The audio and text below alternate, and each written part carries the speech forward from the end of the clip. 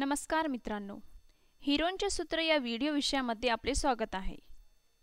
या विषयामध्ये आज आपण शिकणार आहोत प्रस्तावना, हिरोंच्या सूत्राने त्रिकोणाचे क्षेत्रफळ, हिरोंच्या सूत्राचे स्पष्टीकरण, हिरोंच्या सूत्राचे उदाहरण। प्रस्तावना: जेव्हा त्रिकोणाच्या बाजू बरोबर असतात तेव्हा खालील सूत्राचा उपयोग होतो। त्रिकोणाचे क्षेत्रफळ आहे 1/2 गुणिले पाया गुणिले उंची। आकृतीत दिलेल्या त्रिकोणाचे क्षेत्रफळ काढू। क्षेत्रफळ बरोबर कंसात 1/2 कंस पूर्ण गुणिले 12 सेमी म्हणजेच पाया गुणिले 5 सेमी म्हणजे उंची। उत्तर आलं 30 सेमी। ही पद्धत फक्त काटकोन त्रिकोणालाच लागू आहे। त्रिकोणाचे क्षेत्रफळ, हिरोंचे सूत्र। त्रिकोणाचे क्षेत्रफळ बरोबर वर्गमुळात s कंसात s-a s-b s-c कंस पूर्ण। हे सूत्र हिरोंद्वारा त्रिकोणाच्या क्षेत्रफळासाठी दिले गेले आहे, त्यामुळे त्याला हिरोंचे त्रिकोण देखील म्हटले जाते।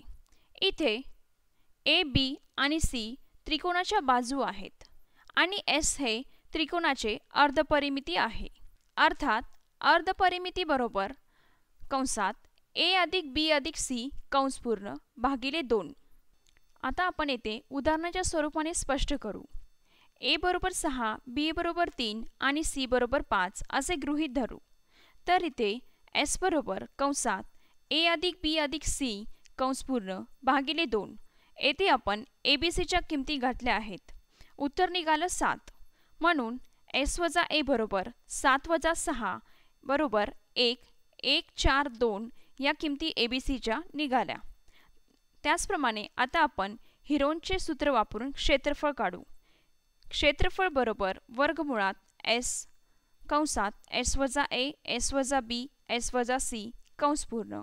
त्याचप्रमाणे या किमती abc च्या घालून उत्तर निघाले 7.48। उदाहरण 2। एका त्रिकोणाच्या बाजूंचे गुणोत्तर 3:5:7 आहे। जर त्रिकोणाची परिमिती 300 मीटर असेल तर त्या त्रिकोणाचे क्षेत्रफळ काढा। उत्तर: समजा त्रिकोणाच्या बाजू मीटरमध्ये 3x 5x आणि 7x आहेत, म्हणजेच 3x अधिक 5x अधिक 7x बरोबर 15x। 15x बरोबर 300, ज्यामध्ये x बरोबर 20 हे उत्तर मिळते। त्यामुळे त्रिकोणाच्या बाजू 3 गुणिले 20 मीटर 5 गुणिले 20 मीटर आणि 7 गुणिले 20 मीटर आहेत। अर्थात 60 मीटर 100 मीटर आणि 140 मीटर। आणि हिरोंच्या सूत्राचे उपयोग करून s बरोबर 300 मीटर भागिले 2 म्हणजेच 150 मीटर। त्याचप्रमाणे आता आपण हिरोंच्या सूत्राने क्षेत्रफळ काढू।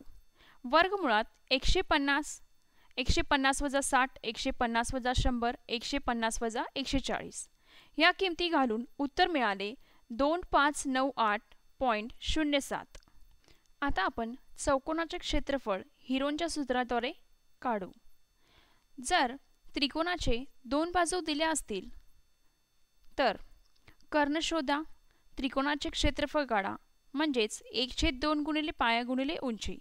त्याचप्रमाणे त्रिकोणाची इतर कोणतीही बाजू माहित करावयाची असतील तर s बरोबर कंसात a अधिक b अधिक c भागिले 2 शोधा। त्यानंतर हिरोंच्या सूत्राने त्रिकोणाचे क्षेत्रफळ काढा। दोन्ही त्रिकोणाचे क्षेत्रफळ मिळवा, शेवटी चौकोनाचे क्षेत्रफळ मिळेल।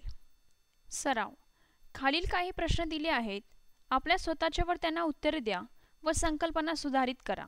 ही सामग्री शालेय शिक्षण प्रकल्प आकाश अंतर्गत विकसित केले गेले आहे।